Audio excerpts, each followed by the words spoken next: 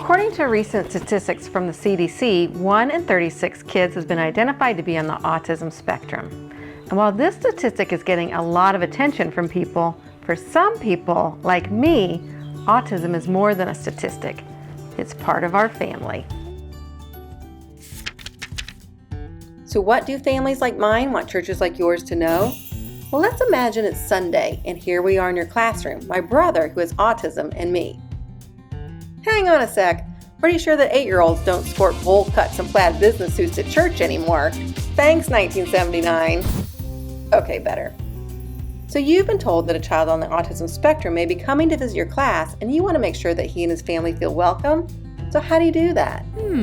Well, you can start by understanding that new things are hard for our loved ones. So dropping them off into your care is hard for us. And that requires a lot of trust. Now, trusting you doesn't mean that we think you're going to have all the answers. It means that when you don't have them, we trust that you'll want to keep trying and welcoming us back anyway. That means that we trust you'll want to keep learning more. Like, what is autism? What are a few things you can do to help?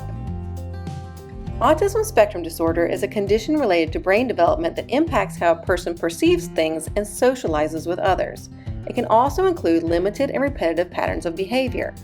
Currently, autism is diagnosed in 3 levels, with level 1 requiring some support, level 2 requiring substantial support, and level 3 requiring very substantial support.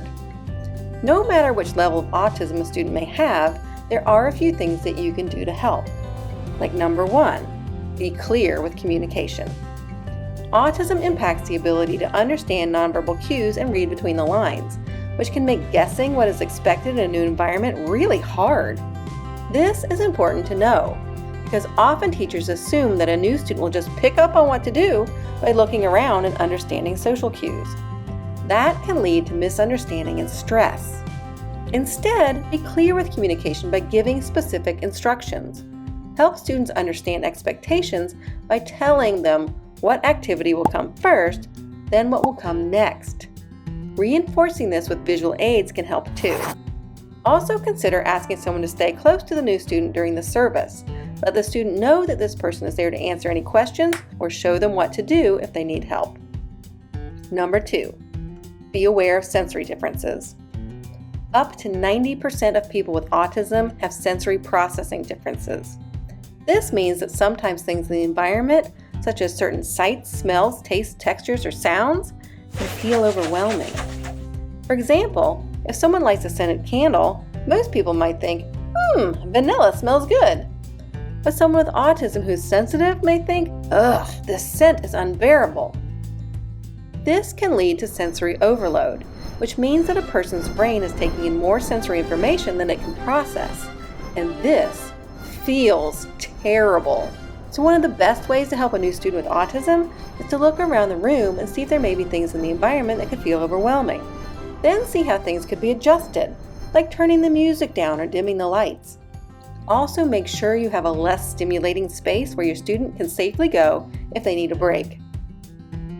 Check out Wonderful Works Disability Ministry in the classroom to learn more.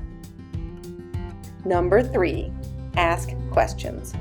The most important thing you can do to help is to ask questions. Families. Hang on. I really need to stop looking through these old photo albums. Families understand that you're not going to be an expert on their child, and they also know that getting the right information makes a big difference.